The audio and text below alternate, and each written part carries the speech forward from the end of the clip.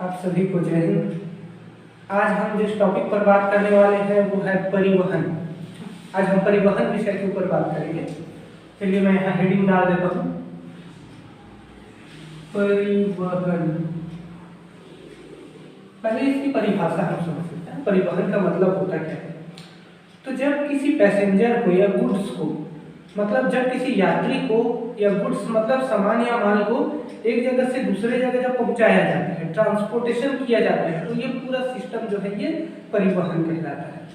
Goods and passenger को एक जगह से दूसरे जगह ट्रांसपोर्ट करना, ये पूरा ट्रांसपोर्टेशन सिस्टम परिवहन तंत्र कहलाता है। इसमें हम सामान को और यात्री को एक जगह से दूसरे जगह पहुंचाने का काम करते हैं। ठीक है, ये हमारे सेवा क्षेत्र में आता है। जैसे कि आपने 12वीं का अगर हम देखते हैं ज्योग्राफी का हमारा विषय, तो उसमें 3 चैप्टर है, प्राथमिक क्षेत्र, द्वितीय क्षेत्र और तृतीय क्षेत्र। तो ये जो है हमारा तृतीय क्षेत्र में आता है, सेवा वाले क्षेत्र में आता है। ओके, चलिए हम बात करते हैं परिवहन कितने माध्यम से किए जा सकते हैं। ठीक है,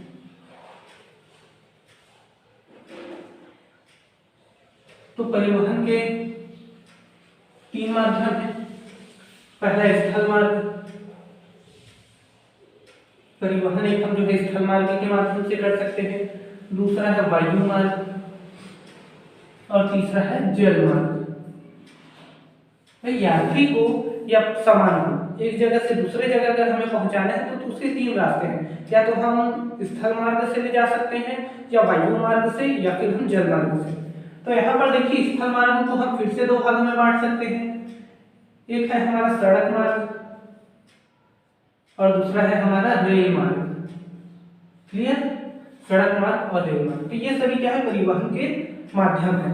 परिवहन के 3 माध्यम है यहाँ पर। स्थल मार्ग के माध्यम से हम परिवहन कर सकते हैं, वायु मार्ग के माध्यम से जैसे हवाई जहाज वगैरह के माध्यम से, एक जल मार्ग है पानी जहाज के माध्यम से।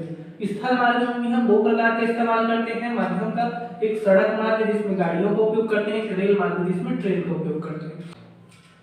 हम पूरे परिवहन तंत्र की अगर बात करें तो हमारे भारत में पूरे परिवहन तंत्र में जल परिवहन का हिस्सा केवल 2% है, 2%। वायु परिवहन की अगर हम बात करें तो इसका हिस्सा है 6%। रेल परिवहन है 9% और सड़क परिवहन है 83%। देखिए, सबसे ज्यादा हमारे यहाँ सड़क मार्ग का उपयोग किया जाता है परिवहन के क्षेत्र में। सड़क परिवहन की तरह है 83%। हम ये 4 टॉपिक देखेंगे, लेकिन सबसे पहले हम देखते हैं सड़क परिवहन। तो देखिए, 1943 से पहले हमारे भारत में सड़क के निर्माण में ज्यादा विशेष ध्यान नहीं दिया गया था। जहां जरूरत होती थी सरकार वहीं सड़क अपना बना देती थी। लेकिन 1943 में हमारे यहाँ आया नागपुर योजना, 1943 का नागपुर योजना। और 1943 के नागपुर योजना के तहत पूरे भारत में बिल्कुल योजनागत तरीके से सड़क निर्माण का कार्य चालू हुआ। ठीक है, इसमें 2 बातें प्रमुख कही गई थी। चलिए हम देखते हैं 1943 के नागपुर योजना। 1943 नागपुर योजना, इसमें 2 प्रमुख बातें कही गई थी नागपुर योजना में। पहले कहा गया था कि सड़क निर्माण योजनागत तरीके से सड़क निर्माण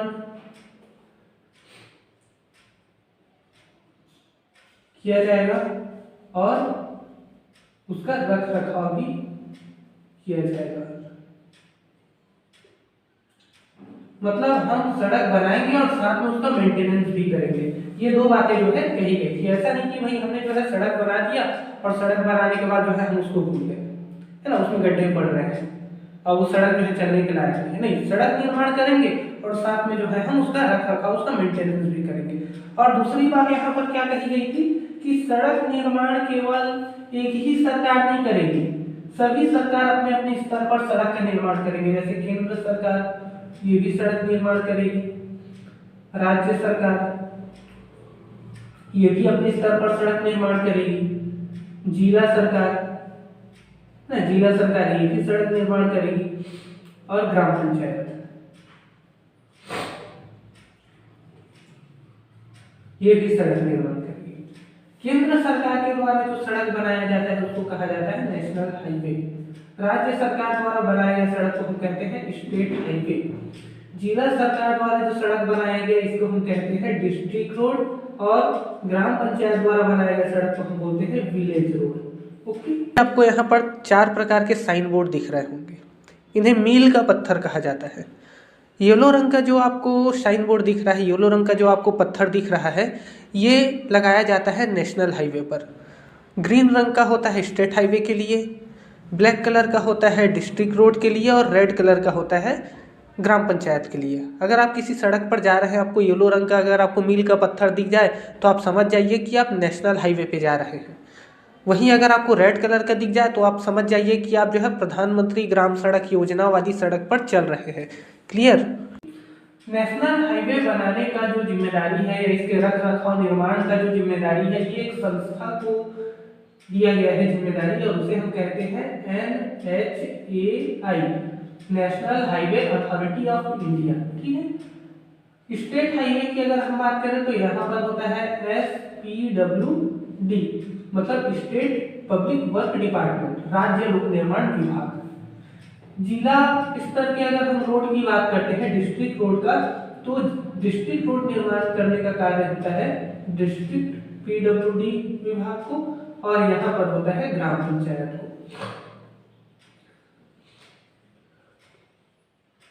ग्राम पंचायत को। क्लियर है? चलिए, अगर हम पूरे भारत में इन सड़कों की बात करें तो नेशनल हाईवे का जो प्रतिशत है, हमारे पूरे भारत में जितनी भी सड़कें बनी हैं उसमें नेशनल हाईवे का परसेंट है केवल 1.9%। 1.9% केवल नेशनल हाईवे। स्टेट हाईवे की बात करें तो ये 2.9% है, डिस्ट्रिक्ट रोड 9% है, और विलेज रोड है 70%। देखिए अभी ध्यान दीजिए, नेशनल हाईवे सबसे कम है हमारे भारत में 1.9%, लेकिन नेशनल हाईवे ही क्या होता है, परिवहन का मुख्य साधन होता है। सबसे ज्यादा परिवहन का जो दबाव होता है वो नेशनल हाईवे पर ही होता है।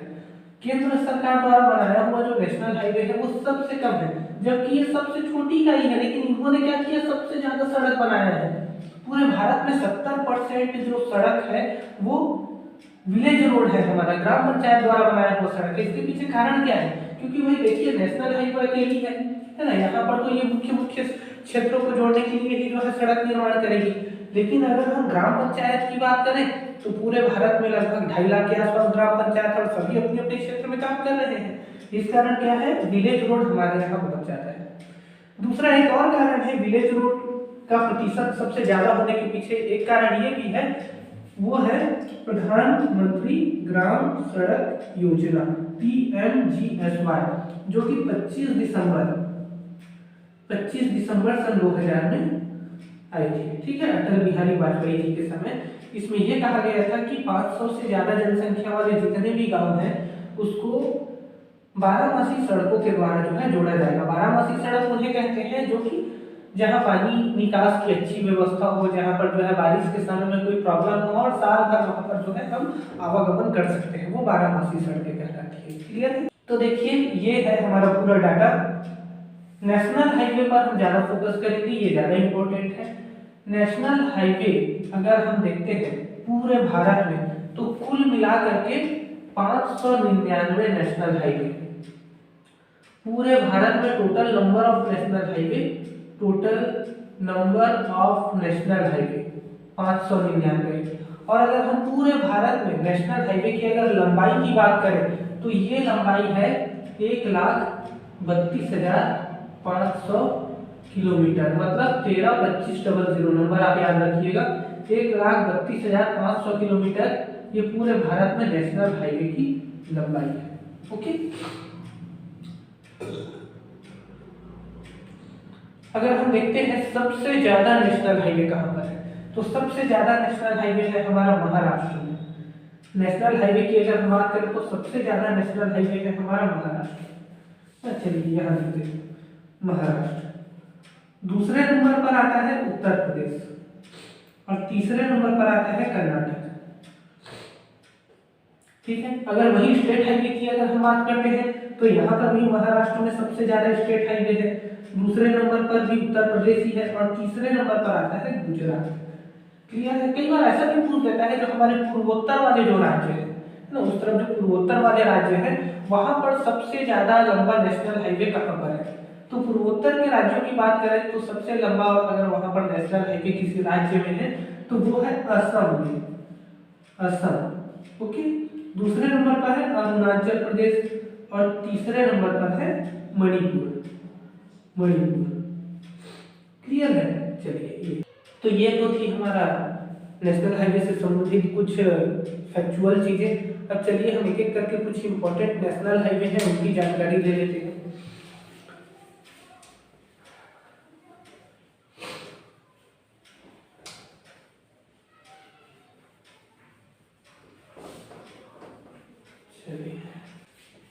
तो देखिए, एक नेशनल हाईवे है हमारा जो कि सीधा कश्मीर से कन्याकुमारी तक जाता है, कश्मीर के श्रीनगर से कन्याकुमारी तक, और उस नेशनल हाईवे को हम बोलते हैं national highway 44। Clear. National highway जो हमारा 44 है, देखिए कहां से कहां तक ये जो है कश्मीर जाएगा, कश्मीर से फिर ये कश्मीर के श्रीनगर से पठानकोट, पठानकोट से जालंधर, जालंधर लुधियाना, पानीपत, मथुरा, आगरा, झांसी, ग्वालियर, सागर, मैप पे आप देखते जाइए, सागर, सागर से फिर ये नागपुर, नागपुर, कर्नूल, और ये ऐसे आगे होते हुए ये जो है लास्ट हमारा कन्याकुमारी तक जाती है। ये रूट जो मैंने आपको कहा, ये पूरा रूट जो आप देखेंगे, जो रोड को आप फॉलो करेंगे वो हमारा पूरा रोड कौन सा है, नेशनल हाईवे 44। क्लियर है। ये जो रूट है इसकी लंबाई है 3717 किलोमीटर। अभी आप नेट में सर्च कर सकते हैं the longest national highway of India, तो ये जो है आपको नेशनल हाईवे 44 ही बताएगा ना, जिसकी लंबाई है 3717 किलोमीटर।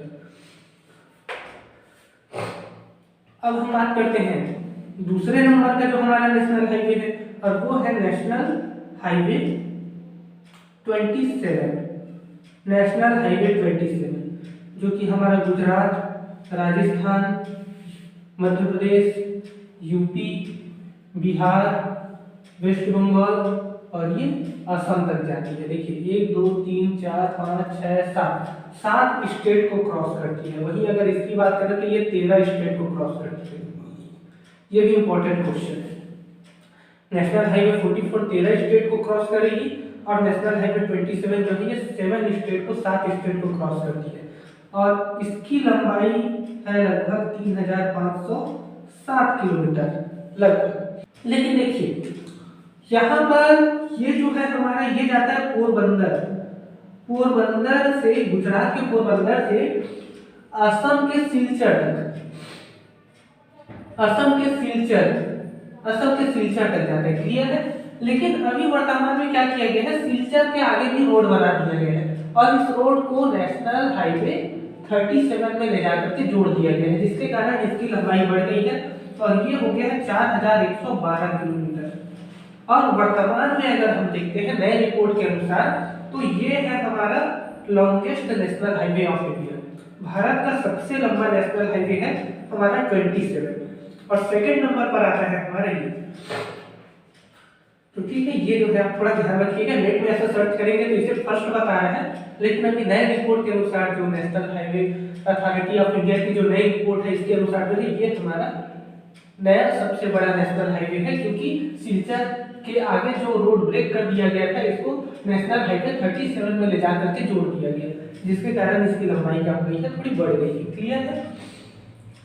तो ये दो हमारे इंपॉर्टेंट नेशनल हाईवे है, जो कि एक को कश्मीर से कन्याकुमारी को जोड़ता है और दूसरा गुजरात के पोरबंदर से असम तक को जो है, असम सिलचर और उसके आगे जो है सभी क्षेत्रों को जोड़ता है। ये 13 राज्यों से होकर के गुजरता है या 7 राज्यों से।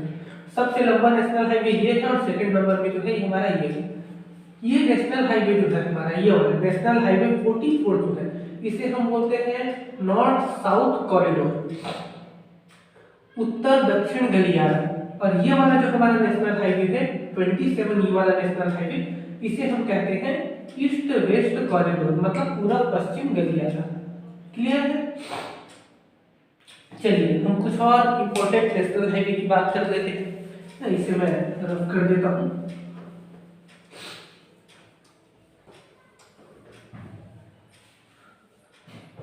अगला हमारा टॉपिक है स्वर्णिम चतुर्भुज।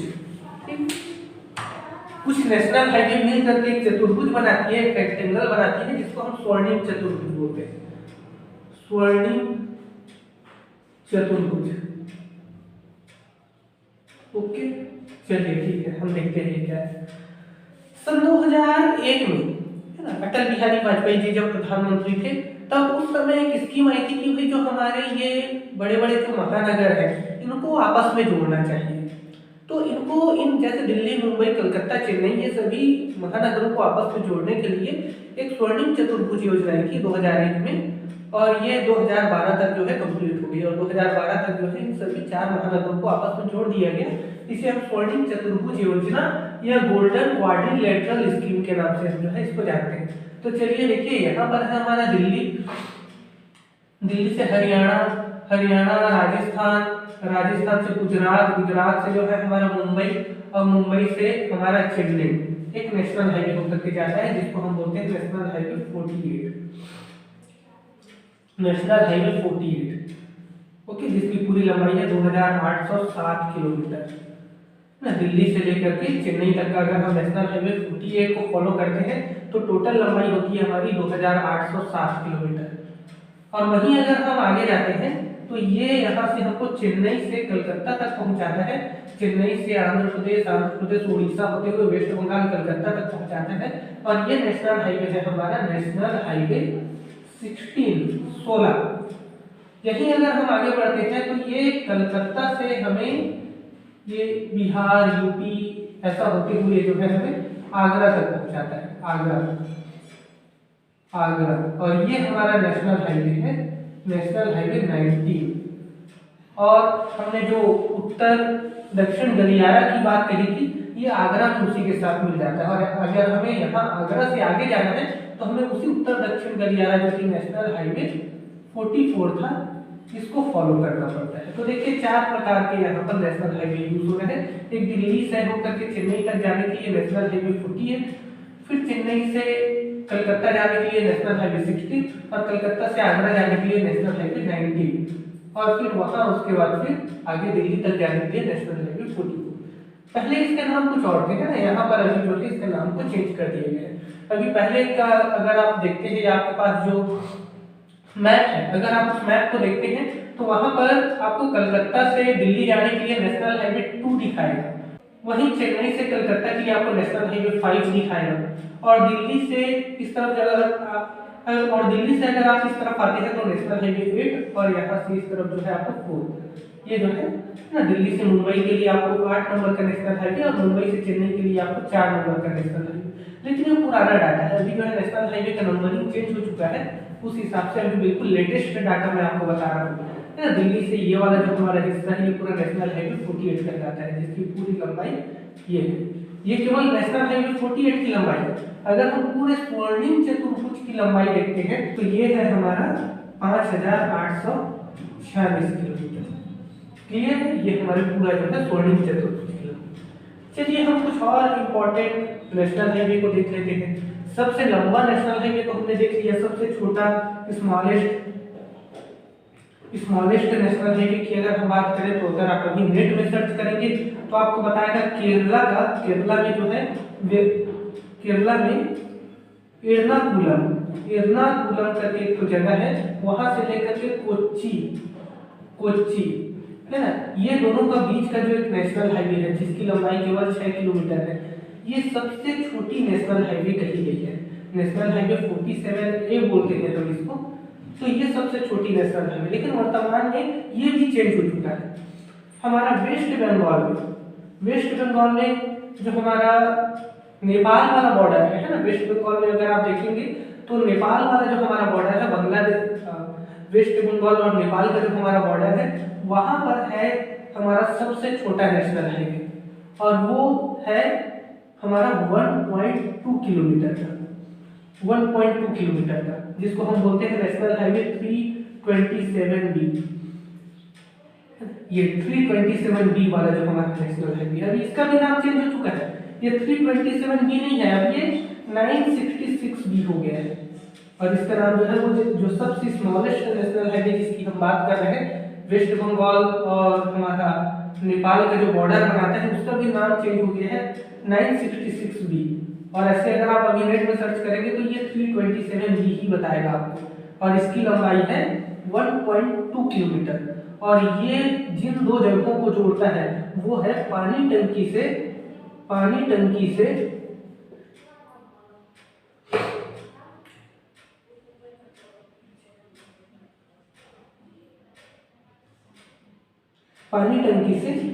मेची ब्रिज।